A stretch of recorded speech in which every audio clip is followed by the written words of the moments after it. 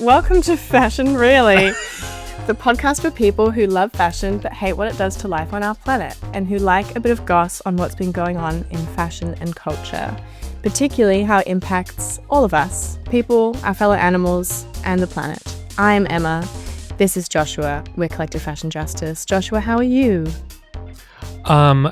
Things are just great, aren't they? I feel wonderful and everything is great.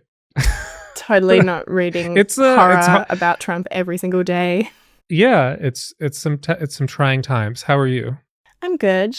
A fashion-related politics mention is that some people may not know that in Australia we're about to have an election, and the current opposition leader is being referred to as Temu Trump. So like the fast fashion, even trashier version of Trump. He's less powerful, fortunately less good at making people like him, but not so bad at it that it's not a very, very real risk that he will be our next prime minister, unfortunately. This isn't the topic that we typically cover, politics, but there is a global shift that's happening, and it's very worrying, and it's already happened in many places. And our work, which is work on ethical and sustainable supply chains in fashion, is getting increasingly difficult. It is. And it would be easier if we went a bit Beyonce song to the left. But anyway, what are you wearing, Joshua? I thought you would never ask. I am wearing clothing. Great start. Starting strong.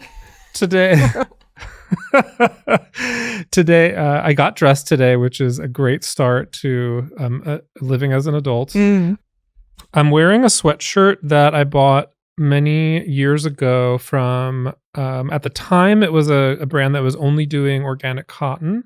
They're called Colorful Standard. They have since entered into other product categories, some of which I'm not crazy about. But at the time, it was all organic cotton. This sweatshirt, or as you would call jumper, right?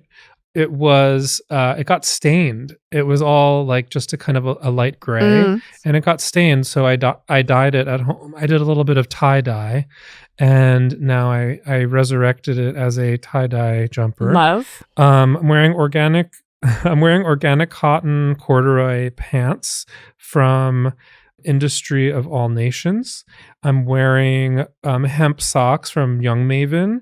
I'm wearing a thrift store Levi's like canvas jacket, painter's jacket, and a little bandana, Brave Gentleman shoes. Archive. Archive. What are you wearing, Emma? I love that we have repeats. Like, you're often talking about the same pants, I think, or at least the same brand, which is nice because we love repeat wearing. That's what clothes are for. I am wearing a dress, and it's like a sleeveless collared dress, so it looks like a shirt. And it was originally a light wash denim, and then it got so light wash over years of wearing that I didn't really love it anymore, so I got it over dyed to a black, and then that was also several years ago, so it's now slowly becoming a bit of a dark navy color. So there's been a lot of transformation between me and this dress. I still love it because the stitching is synthetic. It hasn't been dyed, so it has a contrast stitch now, which is nice. I'm also wearing a kind of bandana headscarf as a little hair thing on my head to hide the fact that it's... I love it. It's very 60s. Thank you. It's really there to hide the fact that my hair is not as washed as it could be. So this looks better. And at the top of my dress, I have a silver brooch that I'm pretending is like the top button of the dress. And that was my grandma's. And I learnt how to polish silver with her, polishing one of these things when I was very little. So that's nice. And I have, as usual, many, many rings on my fingers. Oh, I have some rings too today. We both have stories about dyeing our clothing. We do. You've got your... We love to dye. So let's talk about the news. Lots of stuff is going on. Of course, there's all the news about how regulations, environmental regulations and policies that protect people, animals, and the planet are starting to both in certain areas of the world, like Europe, gain momentum, and in other areas of the world, the United States are starting to get peeled back. So, what have you got going on that you've been watching in the news? So I thought I would start with some hope, because we need that, and there are people doing good things. And I think it was Fred Rogers who was like, look to the helpers when shit hits the fan. He didn't say it that way. But basically, he should have. The California Fashion Act has been introduced, and we've talked before about the New York Fashion Act. This is California's version of it. It was introduced by Assemblymember Dawn Addis. It's formally called the Fashion Environmental Accountability Act, and it will hold brands and retailers that are selling in the state liable for, quote, the emissions and toxic chemical footprint of the fashion industry. I think that this is very important to talk about, because while Trump 2.0 has quit the Paris Agreement, thanks so much for that, and also stalled and cancelled Environmental Protection Agency works and terminated a lot of jobs in there, this legislation does a lot of things that could counter that. So, for example, any company that makes more than $100 million in international revenue, they'll be forced to not only disclose their supply chain emissions, but actually to slash them in line with the Paris Agreement. So even if the US has kind of wiped their hands of that, this will still force them at a fashion brand level to address that and to make sure that we try to limit global warming to 1.5 degrees Celsius above pre-industrial levels. So that is nice. And California is such a large economy on its own as a state that essentially any business that's doing business in California is just going to have to change their overall policy. They're not going to just do it for California. Exactly. And what brands really that are selling anywhere in America and to much of Europe that have that high revenue are not selling in California. So it's not passed, it's just been introduced, but California has a good track record of passing other things like the recent Responsible Textile Recovery Act that we previously talked about, that was about extending producer responsibility. So we can have our fingers crossed for that, and we can do more than fingers crossed. We can actually go ahead and support it, particularly having brands say we want this is a very valuable thing. Yes. And this is part of a larger trend in legislation that's called extender producer responsibility legislation, right? Yes, that's what that previously passed one is all about. So love that. What about you, Joshua? I have more, but for now, what news have you been seeing? Well, there are some global shifts that are happening in response to some policies and legislation. What we're seeing right now is that Vietnam is ramping up their circular economy policies in order to align with a lot of what's going on in Europe with EU green regulations that focus on sustainable production, on waste management, on recycling. And because of these tariffs that the current administration in the United States is threatening with China, which is one of the largest manufacturing hubs in the world, Vietnam is seeing this as an opportunity to position itself as this key alternative manufacturing hub that has a specific focus on circularity. But in Vietnam, labor standards still remain a concern there. So that's something that we need to flag and be very careful about. For fashion brands, what this shift means is tighter sustainability standards and supply chains, new eco-design and waste reduction requirements, and more resilient sourcing landscape for global trade policies as they evolve. It's interesting seeing countries realize that sustainability, the circular economy, will actually become a benefit and a competitive edge. So that is good news. Yeah, it's not just about limitations. It's about opportunity. It's about companies that are going to deal with the fact that their supply chains are risky when they are doing things that are not sustainable because of climate change, because of the climate crisis and the biodiversity crisis, that these regulations are actually going to build more de-risked, resilient supply chains. My next piece of news, I'm going to start by introducing myself again to say je m'appelle Emma very badly because we're going to France. But unfortunately, we're going to France for some bad news. So I hyped us up a little bit. Not for vegan croissants? Sadly, no. Can we just go for vegan croissants, please? Anyone in Paris, go to VG Patisserie. You will be happy that you did. But no, we were talking a while back about France and a fast fashion bill. It was really looking like they might pass a radical SHEIN tax of 10 euros for every harmful fast fashion item that was sold. And that was mainly to target brands like SHEIN and Temu. It had unanimously been approved by the lower house in March last year, but now it's stalled. The bill has slipped off the parliamentary schedule and agenda. So that's a bummer. Here is a quote that you're going to hate, Joshua and dear listeners. SHEIN responded, and they said that while, quote, SHEIN welcomes the ambition, end quote, of the French bill, they raise concerns that the current text of the bill only targets a limited subset of the fashion sector, aka largely them, and said, quote, we believe that a balanced approach rooted in innovation, collaboration, and measured goals can address the challenges of the textile industry without compromising accessibility or social equity. My comment next to this is, pardon my French, this is bullshit. And I say that because them talking about social equity is not acceptable. My swearing today is really bringing out the Australian in me, but I just think it's outrageous for them to speak in response to a parliament and say that they produce very cheap clothes because they care about social equity and accessibility for the poor, when their whole business model is based upon keeping the poor by paying essentially modern slavery wages to the people who make their clothes and make billions for those up the top. So no is my response to that, and I really hope that the French can get this back on the agenda in Parliament. Wow, that's that line of reasoning. I've seen that used in other industries, in the food industry as well, justifying the existence of something like fast food because it's what's affordable, even though it has such detrimental effects, rather than working on making healthy food more accessible and more affordable. It really is not an excuse. And it ignores the long-term costs.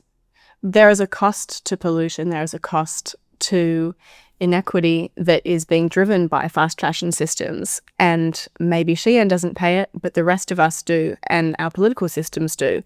So interesting food for thought there. I think that you might have some good news though for the next piece, Joshua. Yeah, give it to us. There is some there are some exciting developments happening in the realm of next gen fashion material innovation. Yay. One thing is that gettin, they have scaled up their Luniform production facility in Turkey. And what is Luniform? So gettin makes a product called Luniform. It's a next-gen grown cellulose material that debuted in Balenciaga's maxi bathrobe coat, which sold out. So they did this collaboration with Balenciaga. It's like a leather that's made from lab-grown cellulose from bacteria. And don't worry, it's not like a dangerous bacteria or anything. The facility that they just built is going to expand to 1 million square feet by the year 2026. Wow. It's going to produce up to 40,000 garments annually. And unlike leather alternatives, gettin positions Luniform as a standalone material, and it has performance qualities that are so different than leather. They're not positioning it as this alternative leather, really. They're positioning it as a totally novel material that may have some leather-like qualities, but it has textures. Some has transparency, and some can be indigo dyed at the lab level. So this support from investors has enabled them to expand and grow. And it's really exciting to see innovators like this get that support and be able to take it up to that next level. There's some other exciting news in next gen as well, but I'm not sure we have time for all the news. Give it to us at clicky speed. Let's Okay. go. Light speed. So Cirque just launched something called Fiber Club along with partners Fashion for Good and Canopy. And what Fiber Club does is really smart. It enables brands to collectively purchase next gen materials so that it becomes cheaper, it becomes more accessible, the price point drops, and brands can collaborate in a pre-competitive way in order to get access to these next gen materials, making it more scalable overall for the entire sector. Actually, so Fiber Club is great. That is a really good segue into what I have read. So I would love to tell you what I have read. I read a report also from Fashion for Good.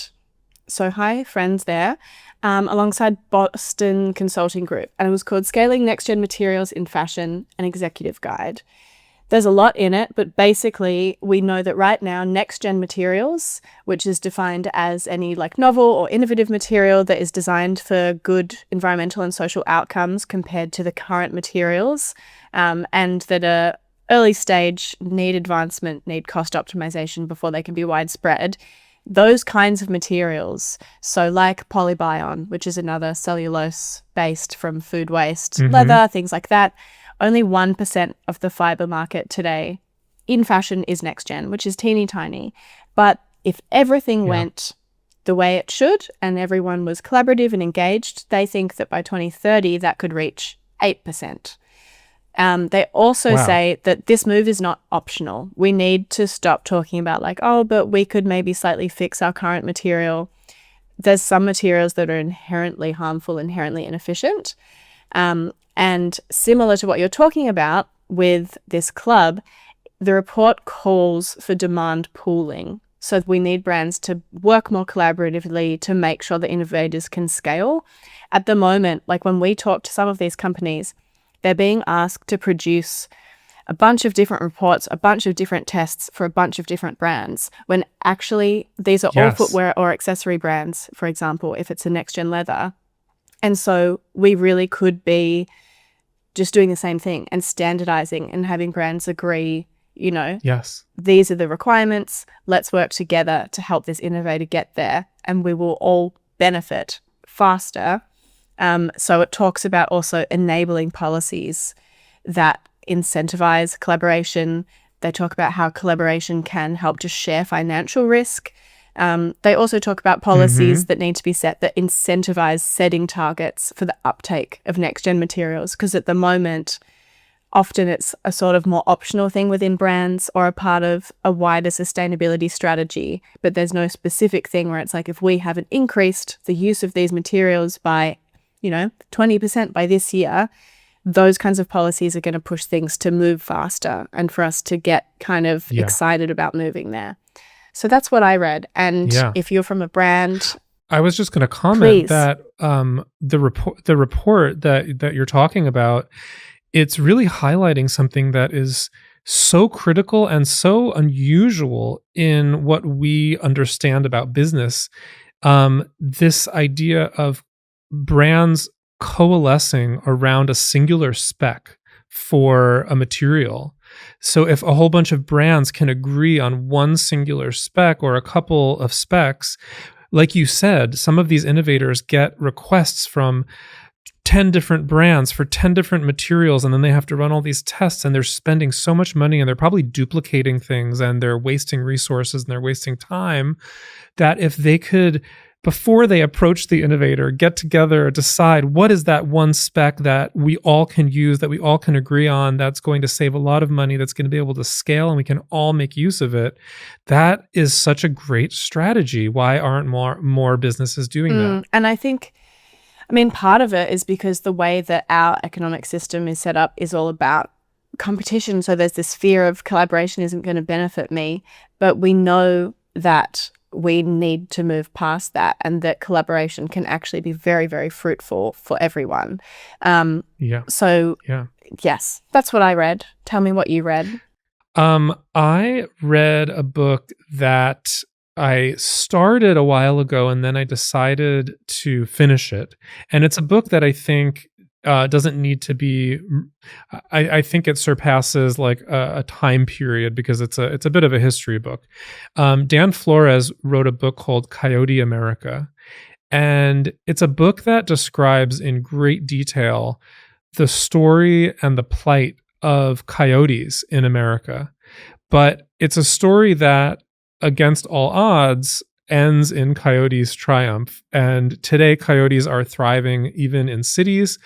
But what a lot of people don't realize is that from the years 1915 to 1972, the United States federal agencies paid for and funded killing almost 10 million coyotes through mass poisonings with strychnine, which is incredibly cruel, through aerial gunning, through den killing campaigns. The U.S. Bureau of Biological Survey, which is now the U.S. Fish and Wildlife Services, and the USDA Wildlife Services, they led this essential war against coyotes, branding coyotes as Bolsheviks. They wanted people to associate coyotes with communists. They called them livestock killers. They had all of these campaigns to create hatred towards coyotes. When it's just a native animal trying to live their life. Right. So in 1931, Animal Damage Control Act, which was a piece of policy, it solidified this funding to exterminate coyotes, to take lethal control and to make that lethal control a government priority for decades. And the author traces this hatred of coyotes back to, of all people, Mark Twain, who in his 1972 book, Roughing It, he described coyotes as sickly, as cowardly, as scavengers, as all of these despicable things. And it really had a big impact on the public perception of coyotes, and it created a lot of hatred, and it justified the extermination. So then from that point on, this caricature of coyotes being these sort of scoundrels, being these villains, it was just reinforced over and over again. And the livestock trade and the fur trade, they pushed for these lethal controls. They used coyote pelts as currency and ended up in some of the most iconic fashion items, like it became a signature of Canada Goose's fur-trimmed parka.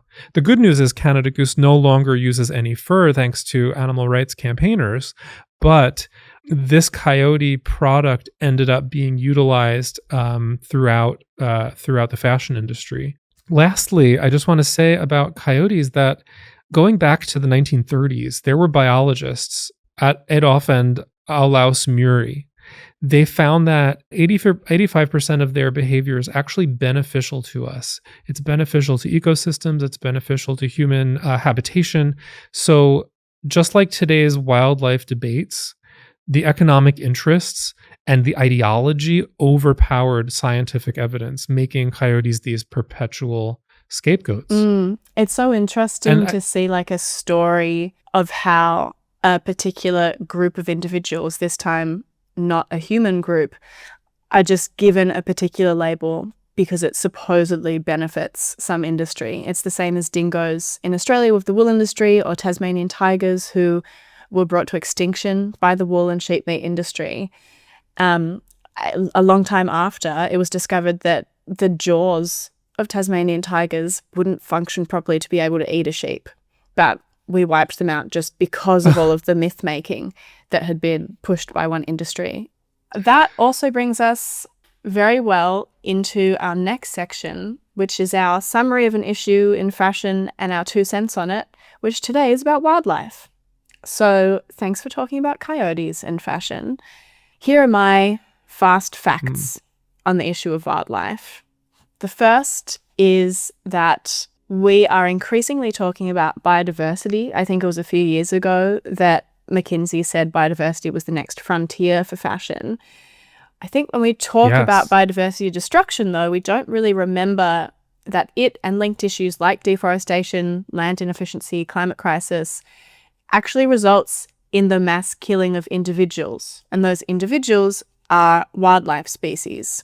Species endangerment and extinction is not just a sustainability issue, But it's an issue of ethics because it's, whole groups of individuals dying because of destructive fashion supply chains. Deforestation, for example, doesn't mean that animals just leave and find new homes. It means that they die and they suffer in that process. A koala in Australia that loses the tree that they've lived in for a long time because of cattle grazers in the beef and leather supply chain, they don't crawl to another tree.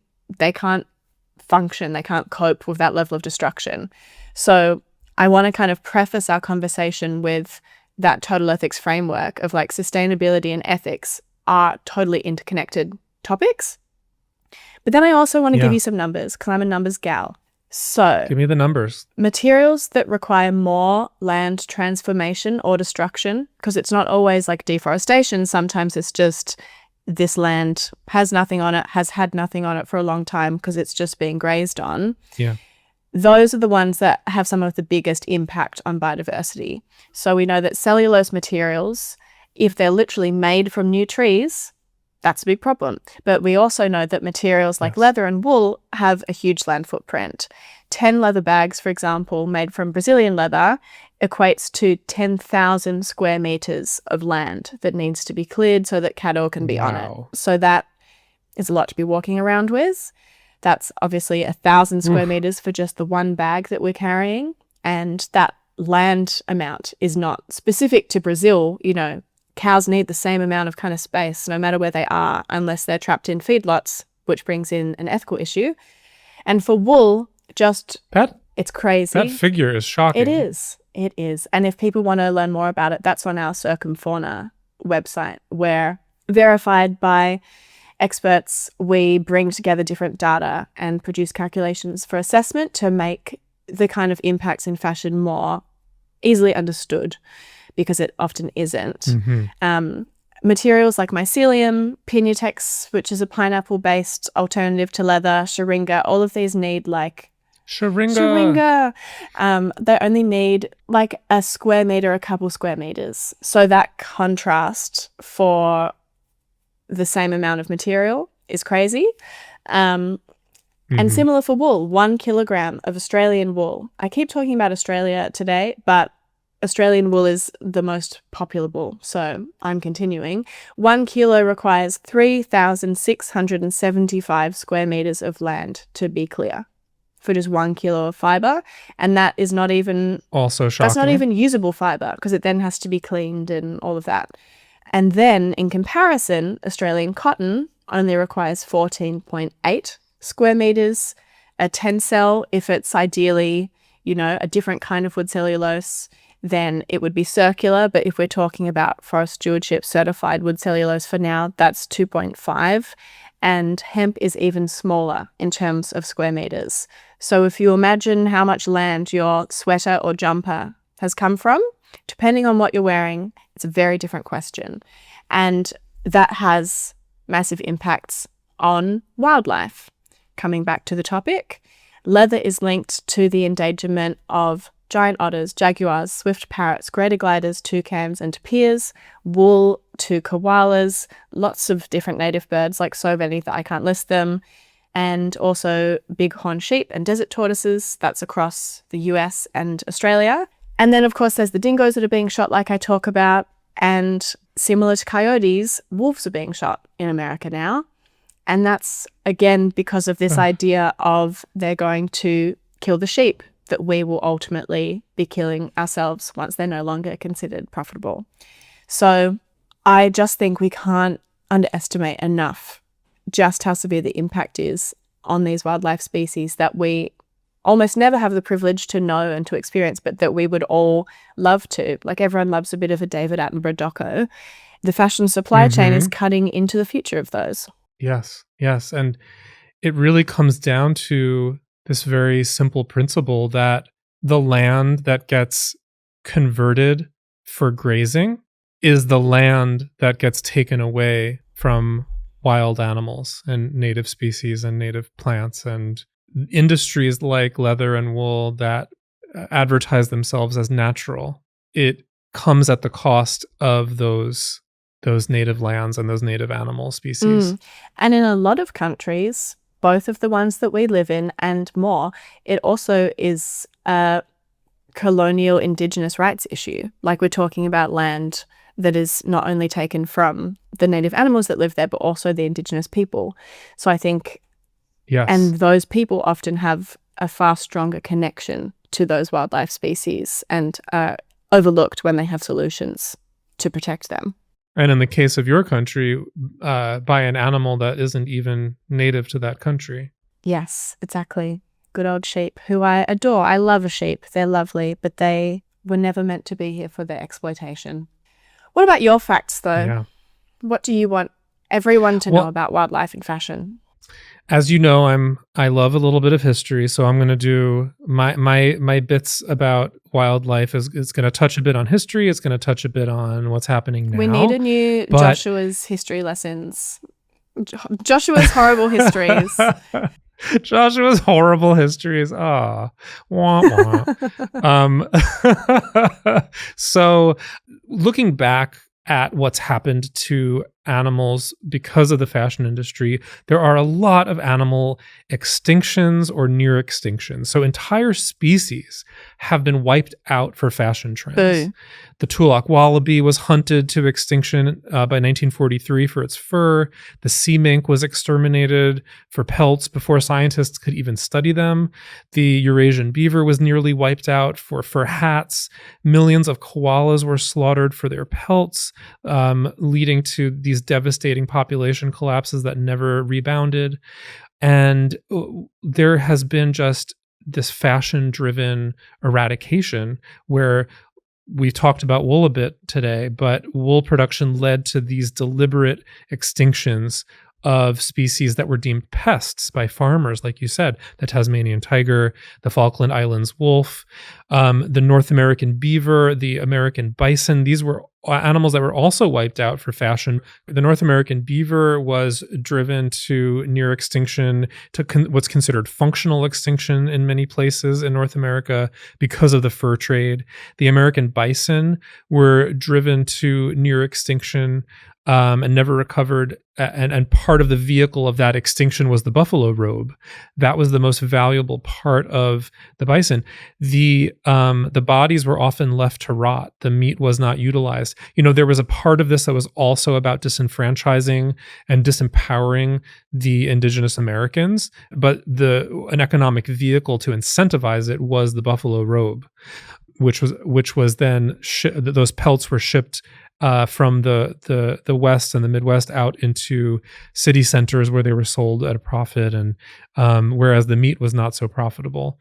Even Vogue in the 1960s, the editor of Vogue, Diana Vreeland at the time, wrote a memo to a bunch of her colleagues and people in the industry outlining the number of animal species that were in danger of going extinct because of the fashion industry. I have that exact memo printed in my book, but the list of animals in that memo is just kind of staggering. And today, the fashion industry remains the largest importer of illegal wildlife in the United States. The fashion industry drives demand for endangered species like Tibetan antelopes, for chatouche scarves. The industry fuels $1 billion python skin black market that mirrors the legal trade. There is a collection of confiscated illegal animal parts and objects at the Port Authority, the U.S. Port Authority here in New York City where I live, and they've uncovered smuggled furs, illegal skins, exotic animal parts by major fashion brands. That reminds me of Nancy Gonzalez. Do you remember that whole story recently? She was a designer who was sentenced to 18 months in prison because of the use of exotic skins in her bags. She was a well-known, respected designer. I think her bags had been used on Sex and the City quite often. And she was caught using species that are absolutely not allowed to be used, including, I think, some caiman crocodiles, some python species that are totally not allowed to be used. And this is the problem where snake skins are hard to tell apart, crocodile skins are hard to tell apart, and so they just went on through. Yeah. Our friends that we like to collaborate with at Faunalytics, they documented that between the year 2000 and 2014, the U.S. legally, this is legal, they legally imported over 3.2 billion live organisms across 2 million shipments. 2% of that was considered illegal or it was refused. But most wildlife imports, they fall outside of policy protections, meaning that species can be exploited unchecked, like you just said. And legal trade often serves as a cover for laundering illegal wildlife products. That's why we have this problem. So basically, the legal trade of wild animals and their body parts often serves as a cover for laundering illegal wildlife products. And this is a big problem for fashion. And that brings us to our 2 cents. What's the point of us telling you all of this? It's not to give you a bit of a downer on your day, we promise. Hopefully sometimes we're vaguely funny and it makes up for it. But my 2 cents is actually 3 cents because I have 3 things to say. The first is that I can't shut up. I hope that this really highlights the importance of what I was saying of connecting to the reality of nature being made up of lives and individuals. And so in doing that, I really think we need to see more brands where their animal protection and welfare policies are actually linked to their sustainability policies and the way that they talk about biodiversity in those policies. Because I am yet to see really any brands where when they look at biodiversity and sustainability, they consider the wildlife implicated in their supply chains. You see brands where they like give some money to a biodiversity conservation thing, but not where they're saying, this is the land footprint of our supply chain. What species are we evicting from their homes and what are we going to do about that?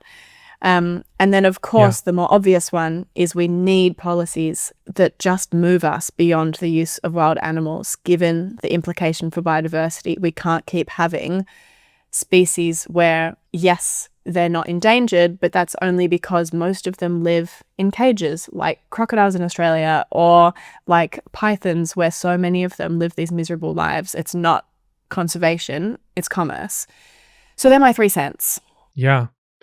Really great perspective on especially the point around wild animals living in cages on factory farms, whether that's a fur factory farm or whether it's a crocodile farm.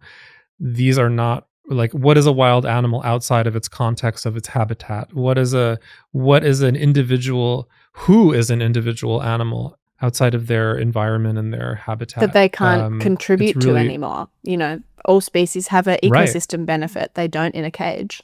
Right. And I think this highlights the difference between what is typically considered a conservationist view of animal populations as an abstract thing versus an animal advocacy view of animals as individuals who have an inner life and an ability to suffer and to have a desire to be in their habitat. My 2 cents are that since 2014, the U.S. Fish and Wildlife Service has restricted access to law enforcement management information system, a system called LEMIS, L-E-M-I-S. So after 2014, we have no more data about illegal animal parts and wildlife being brought into the United States. We don't know the number. We don't have access to that data anymore. That's absurd. Why did that happen? Why did they cut that off? So without this data, it's harder to track the trends identifying biodiversity hotspots or in animals that are being threatened and turned into these fashion objects. It makes it more difficult to hold industries accountable for their impact on animal species, and it leaves the fashion industry, who is, again, the largest importer of illegal wildlife in the United States, operating in great secrecy. So my 2 cents are that we need this data back. We need the U.S. Fish and Wildlife Service to release the data. We need to be able to get law enforcement management information system back accessible to have transparency. We need transparency. That's my 2 cents. Make data transparent again. That's my version of a MAGA hat that I would never wear. Yeah, this brings us to our favorite section. It is. Greenwash. I feel like particularly for me today, I feel like I'm in a stomping on everything mood. Perhaps that's come across in my swearing. So sorry if that's offended anyone, but also I persist. My greenwash. Just keep on cursing. What's your fucking greenwash of the month, Emma? Wow, you really went there. Tell me all about this shit. It's so American the way you swear. It's so different. It's so funny. Next month, Australia has a federal inquiry into greenwashing coming back. However, it has been delayed thrice at this point, so I'm not holding my breath. But we did a really big review of brands that sell in Australia, which include obviously a lot of international brands that everyone knows, to talk about the issue of greenwashing in fashion here when we submitted to the inquiry. And one of the big things that came out and that I've continued to see this month is using the word recycled when it is not recycled. What I mean is that it is, but only very slightly. So for example, Glassons, depends where you're from, and Nasty Gal, they both sell products that have the little badges on their website that are like recycled and it's spinning around and it's trying to get your attention. But only like 50% of the actual material is, sometimes even less, like 20% of the material is. The same is true when some brands refer to recycled leather and they don't acknowledge that recycled leather is normally produced with like a plastic binder that is not recycled. And this matters because we've commissioned polling. And in America, 57% of people thought that recyclable means something can be recycled no matter where it's from. And 62% of Americans thought that if a product was labeled as recycled, it was only made from recycled materials. And those numbers are pretty similar in Australia as well.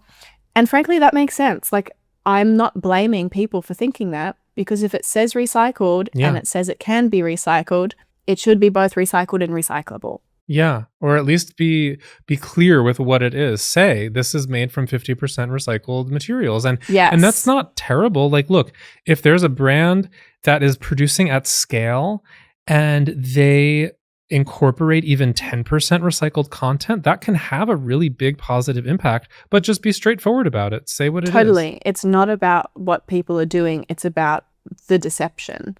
If we can't be honest and say, this is half recycled, and you should be happy about that, consider why you're leaving out information and celebrate and champion what you've done.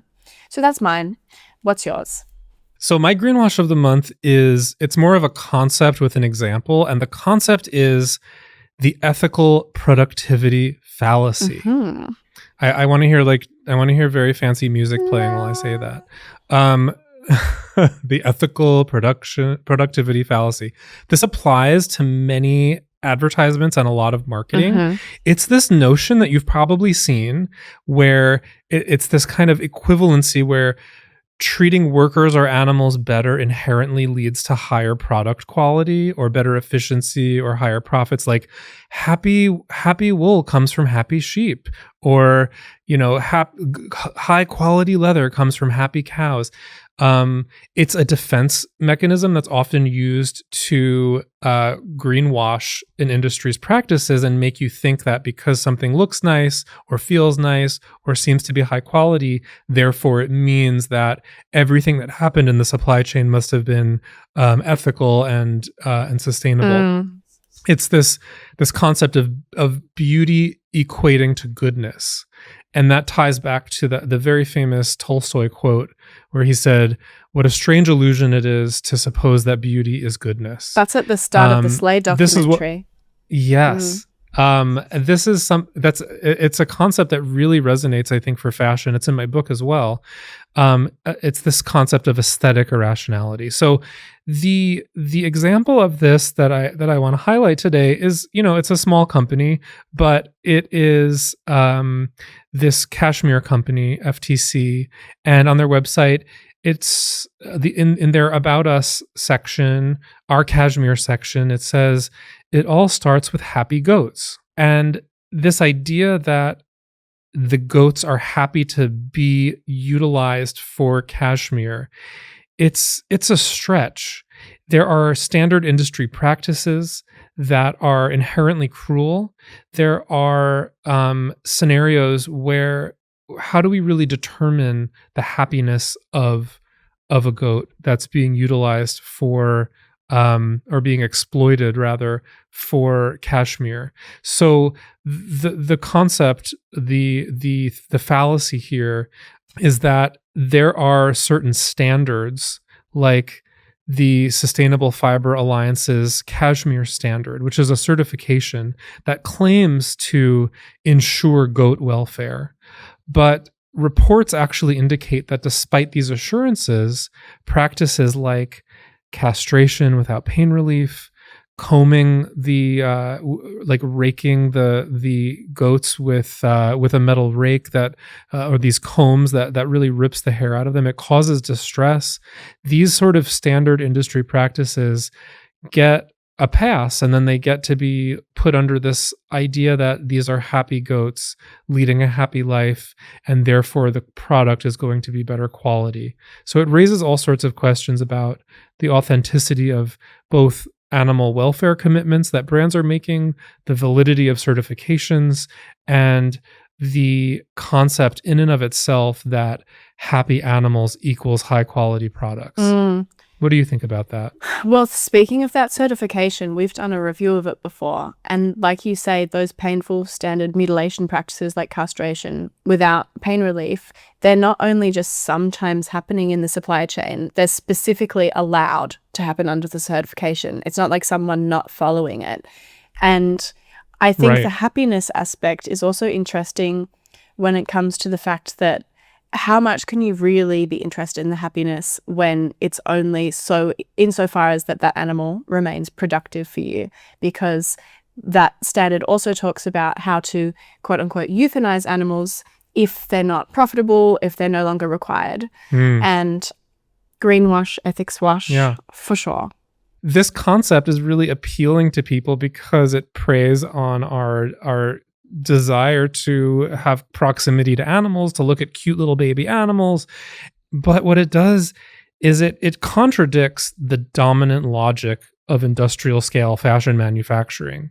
And that logic is prioritizing cost cutting, maximizing output, growing profits above all else, that these things do not align with the so-called happiness of animals exploited for fashion, of ecosystems exploited for fashion, of workers exploited for fashion. It doesn't line up, but it does create a really appealing, irrational aesthetic illusion. This has been a very animal-heavy topic, and I think that people are often like, talking about animals, that's not really what I think of as part of ethical or sustainable fashion. And I think that the hope is to expand beyond that and to talk about how wildlife is both an environmental and an ethical thing, as I've banged on about. But, you know, we really can't continue to talk about what a responsible industry looks like without speaking to this very underserved and underacknowledged group that is massive. Like, what are we? Humans are 2.5% of all living biomass on the planet. If we're only concerned with us, we're missing out on a fair bit. Yeah. So that's a wrap. Thank you all for listening. Please subscribe and also leave us some feedback. And if you've missed us between episodes, make sure you're on Instagram, because we share reels with little snippets and we have pop-ups of the greenwashing that we're talking about and all kinds of fun things. So we love you and leave you. See you next time. Bye.